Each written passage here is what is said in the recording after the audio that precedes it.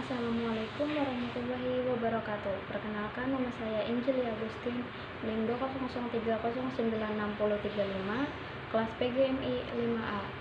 Di sini saya akan menjelaskan tentang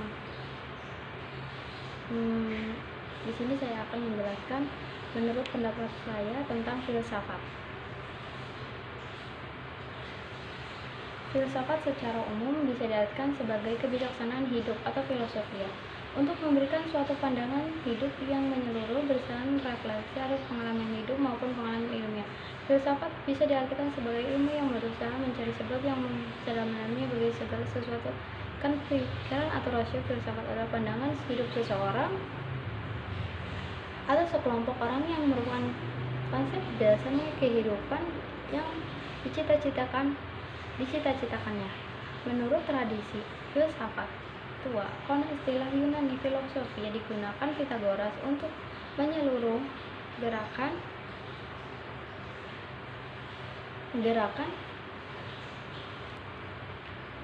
pencarian akan kebijaksanaan dalam kebenaran yang biasa dilakukan oleh manusia. Kebijaksanaan dalam bentuk yang utuh dan sempurna hanya ada pada yang ilahi, sementara manusia terbatas sudah memiliki puas dengan memiliki diri sebagai pecinta dan bukan pemilik kebijaksanaan dan kebenaran utuh. Dengan hal budinya, manusia hanya mampu menekan diri kepada kebenaran yang utuh. Ia tidak akan pernah meraihnya secara lengkap dan sempurna satu kali untuk selamanya.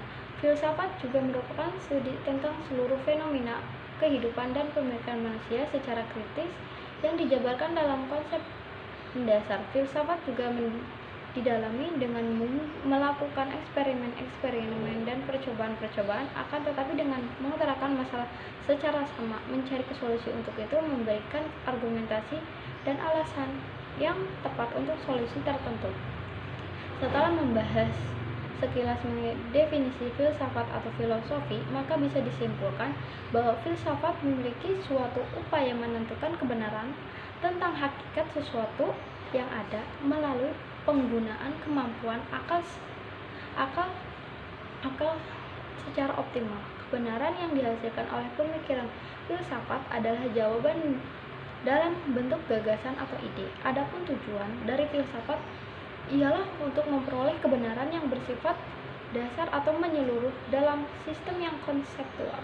Filsafat menghasilkan pula kebenaran yang bersifat abstrak, spekulatif, akan tetapi tidak mampu mengetahui bagaimana cara mengadakannya.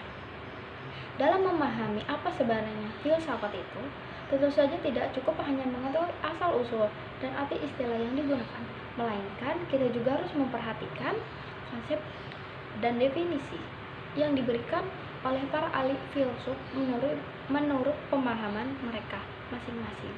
Akan tetapi perlu kita katakan bahwa konsep atau definisi yang diberikan oleh para filsuf itu tidak sama. Bahkan setiap filsuf memiliki konsep yang membuat definisi yang berbeda dengan filsuf yang lainnya. Peranan filsafat memiliki peranan filsafat memiliki peranan beberapa dari sebab-sebab kelahiran filsafat dan proses perkembangannya.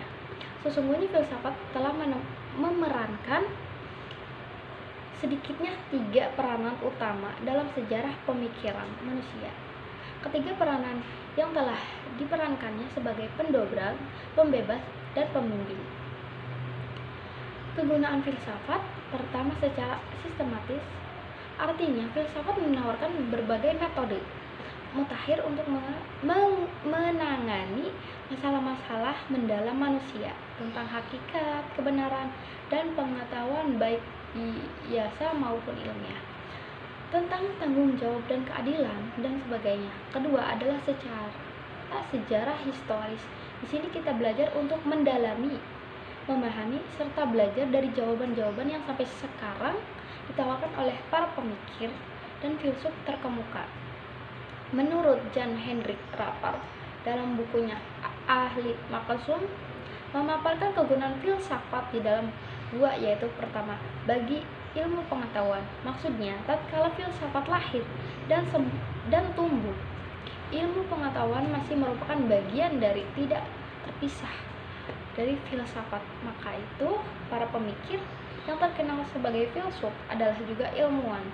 Para filsuf pada masa itu adalah juga ahli-ahli matematika, astronomi, ilmu bumi, dan berbagai ilmu pengetahuan lainnya. Bagi mereka, ilmu pengetahuan itu adalah filsafat, dan filsafat adalah ilmu pengetahuan. Dengan demikian, maka terlihat bahwa pada mulanya filsafat mencakup seluruh ilmu pengetahuan. Kedua, dalam kehidupan praktis, maksudnya filsafat yang abstrak namun tidak memiliki filsafat sama sekali tidak bersangkut paut dengan kehidupan sehari-hari yang konkret. Keabstrakan filsafat tidak berarti bahwa filsafat itu tidak memiliki hubungan apapun juga dengan kehidupan nyata setiap hari, kendati tidak memberi petunjuk praktis tentang kehidupan bangunan artistik dan elok. Filsafat sanggup membantu manusia dengan memberi pemahaman tentang apa itu artistik dan elok dalam konteksturan, sehingga nilai keindahan yang diperoleh lewat pemahaman itu akan menjadi patokan utama bagi pelaksanaan pekerjaan pembangunan tersebut. Jadi filsafat itu menggiring manusia ke pengertian yang terang dan pemahaman yang jelas. Filsafat juga menuntun manusia ke tindakan dan perbuatan yang konkret berdasarkan pemikiran dan pemahaman yang jelas.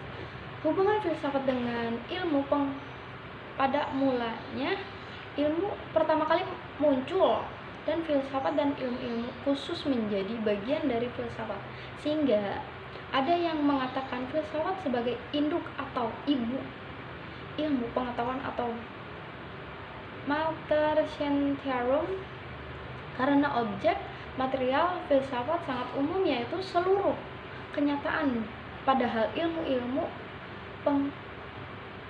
membutuhkan objek material yang khusus. Hal ini mengakibatkan terpisahnya ilmu dan filsafat. Meskipun dalam perkembangan masing-masing ilmu memisahkan diri dari filsafat, ini tidak berarti hubungan filsafat ilmu-ilmu harus menjadi terputus. Dengan ciri khususnya yang memiliki setiap ilmu, hal ini menimbulkan batas-batas yang tegas di antara masing-masing ilmu. Dengan kata lain, tidak ada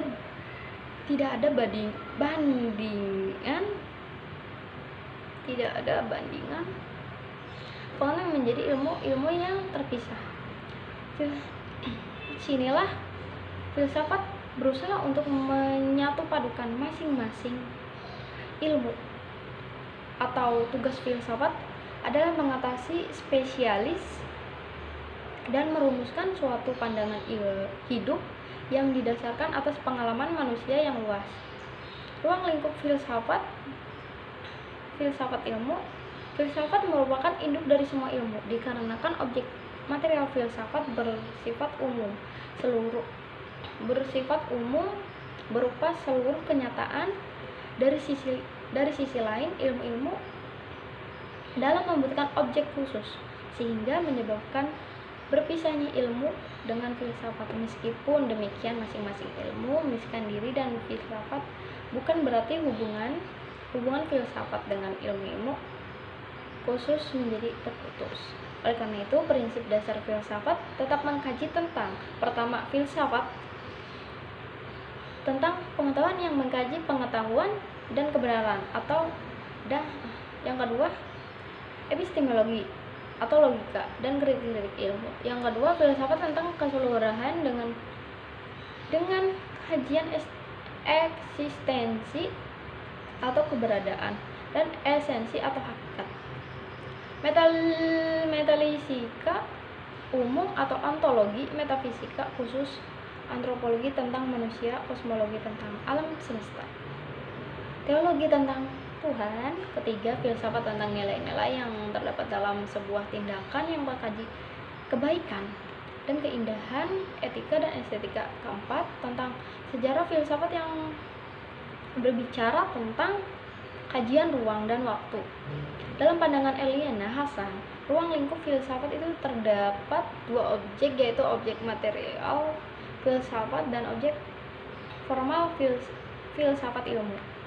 Objek material filsafat ilmu artinya tinjauan dari sudut pandang satu objek material sehingga menemukan ilmu yang berbeda-beda. Semisal yang dijadikan objek ialah manusia. Seperti manusia ini pun ditinjau dari sudut pandang yang berbeda, misal dari kesehatan, aspek sosialnya, sehingga terdapat beberapa disiplin ilmu yang mempelajari objek manusia tersebut, diantaranya psikologi, antropologi, sosial, dan sebagainya. Selanjutnya, kata objek hanya untuk suatu penelitian pengetahuan agar setiap sesuatu memiliki objek. Objek material adalah suatu bahan yang dijadikan tinjauan dalam kegiatan penelitian atau bahan pemberian pengetahuan itu sendiri. Sekian dari saya, kurang lebihnya mohon maaf. Wabillahi taufiq wal hidayah. Wassalamualaikum warahmatullahi wabarakatuh.